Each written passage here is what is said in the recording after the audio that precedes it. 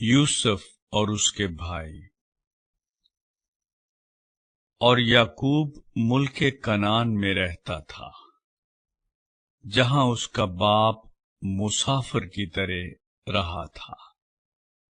یعقوب کی نسل کا حال یہ ہے کہ یوسف 17 برس کی عمر میں اپنے بھائیوں کے ساتھ بھیڑ بکریاں چرایا کرتا تھا۔ یہ لڑکا اپنے باپ کی بیویوں بلہا اور زلفا کے بیٹوں کے ساتھ رہتا تھا، اور وہ ان کے برے کاموں کی خبر باپ تک پہنچا دیتا تھا۔ اور اسرائیل یوسف کو اپنے سب بیٹوں سے زیادہ پیار کرتا تھا، کیونکہ وہ اس کے بڑھاپے کا بیٹا تھا، اور اس نے اسے ایک بوکلمون کعبہ بھی بنوا دی۔ اور اس کے بھائیوں نے دیکھا کہ ان کا باپ اس کے سب بھائیوں سے زیادہ اسی کو پیار کرتا ہے، سو وہ اس سے بغض رکھنے لگے اور ٹھیک طور سے بات بھی نہیں کرتے تھے۔ اور یوسف نے ایک خواب دیکھا جسے اس نے اپنے بھائیوں کو بتایا، تو وہ اس سے اور بھی بغض رکھنے لگے۔ اور اس نے ان سے کہا، ذرا وہ خواب تو سنو جو میں نے دیکھا ہے۔ ہم کھیت میں پولے باندھتے تھے، اور کیا دیکھتا ہوں کہ میرا پولا اٹھا اور سیدھا کھڑا ہو گیا، اور تمہارے پولوں نے میرے پولے کو چاروں طرف سے گھیر لیا اور اسے سجدہ کیا۔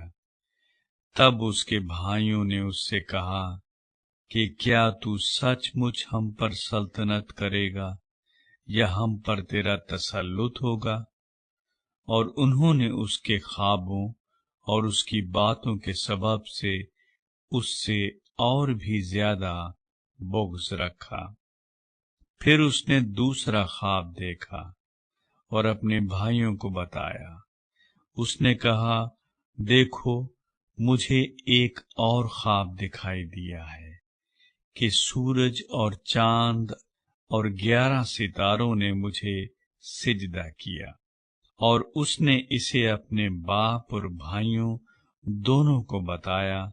تب اس کے باپ نے اسے ڈانٹا اور کہا کہ یہ خواب کیا ہے جو تو نے دیکھا ہے؟ کیا میں اور تیری ماں اور تیرے بھائی سچ مچ تیرے آگے زمین پر جھک کر تجھے سجدہ کریں گے؟ اور اس کے بھائیوں کو اس سے حسد ہو گیا، لیکن اس کے باپ نے یہ بات یاد رکھی۔ یوسف بیچا جاتا اور مصر کو لے جایا جاتا ہے۔ اور اس کے بھائی اپنے باپ کی بھیڑ بکریاں چرانے سکم کو گئے۔ تب اسرائیل نے یوسف سے کہا، تیرے بھائی سکم میں بھیڑ بکریوں کو چرا رہے ہوں گے، سو آ کہ میں تجھے ان کے پاس بھیجوں۔ اس نے اسے کہا، میں تیار ہوں۔ تب اس نے کہا کہ تو جا کر دیکھ کہ تیرے بھائیوں کا اور بھیڑ بکریوں کا کیا حال ہے، اور آ کر مجھے خبر دے۔ سو اس نے اسے حبرون کی وادی سے بھیجا، اور وہ سکم میں آیا۔ اور ایک شخص نے اسے میدان میں ادھر ادھر آوارہ پھرتے پایا۔ یہ دیکھ کر اس شخص نے اس سے پوچھا کہ تو کیا ڈھونڈتا ہے؟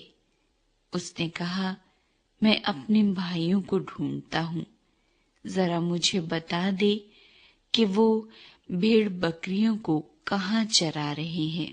اس شخص نے کہا، وہ یہاں سے چلے گئے، کیونکہ میں نے ان کو یہ کہتے سنا کہ چلو ہم دوتین کو جائیں۔ چنانچہ یوسف اپنے بھائیوں کی تلاش میں چلا और उनको दोतैन में पाया। और जो ही उन्होंने उसे दूर से देखा तो पेशतर इससे कि वो नजदीक पहुंचे उसके कत्ल का मंसूबा बांधा और आपस में कहने लगे, देखो, ख्वाबों का देखने वाला आ रहा है। आओ अब हम उसे मार डालें और किसी गड्ढे में डाल दें और ये कह देंगे कि कोई बुरा दरिंदा उसे खा गया। फिर देखेंगे कि उसके ख्वाबों का अंजाम क्या होता है। तब रूबेन ने ये सुनकर उसे उनके हाथों से बचाया और कहा, हम उसकी जान न ले। और रूबेन ने उनसे ये भी कहा कि खून न बहाओ, बल्कि उसे इस गड्ढे में जो बियाबान में है डाल दो, लेकिन उस पर हाथ न उठाओ। वो चाहता था कि उसे उनके हाथ से बचाकर उसके बाप के पास सलामत पहुंचा दे।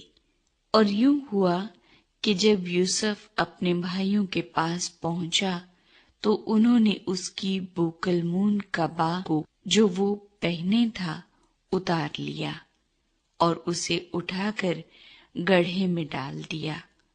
वो गड्ढा सूखा था, उसमें जरा भी पानी न था।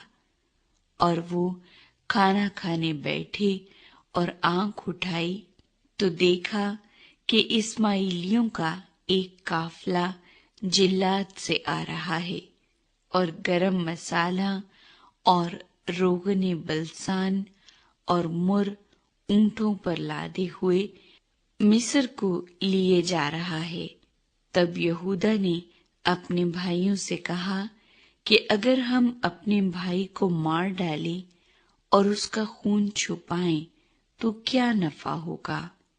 आओ उसे इस्माइलियों के हाथ बेच डाले कि हमारा हाथ उस पर ना उठे, क्योंकि वो हमारा भाई और हमारा खून है। उसके भाइयों ने उसकी बात मान ली।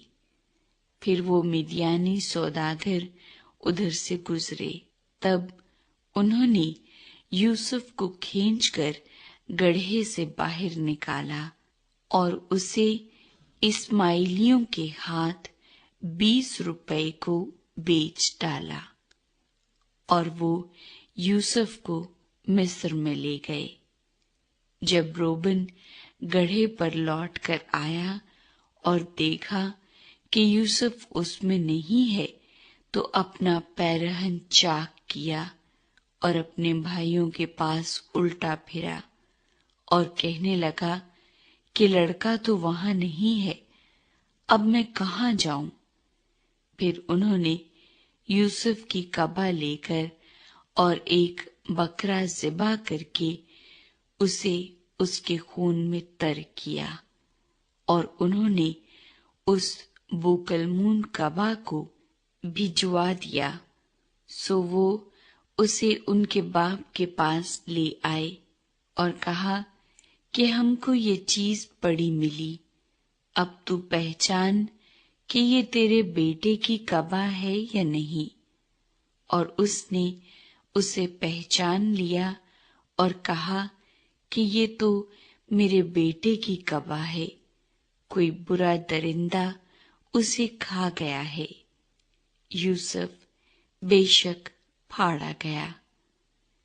तब याकूब ने अपना पैरहन चाक किया और टाट अपनी कमर से लपेटा और बहुत दिनों तक अपने बेटे के लिए मातम करता रहा। और उसके सब बेटे बेटियां उसे तसल्ली देने जाते थे, पर उसे तसल्ली ना होती थी। वो यही कहता रहा कि मैं तो मातम ही करता हुआ कब्र में अपने बेटे से जा मिलूंगा। सो उसका बाप उसके लिए रोता रहा। और मिद्यानियों ने उसे मिस्र में पोतीफार की हाथ, جو فرعون کا ایک حاکم اور جلوداروں کا سردار تھا، بیچا۔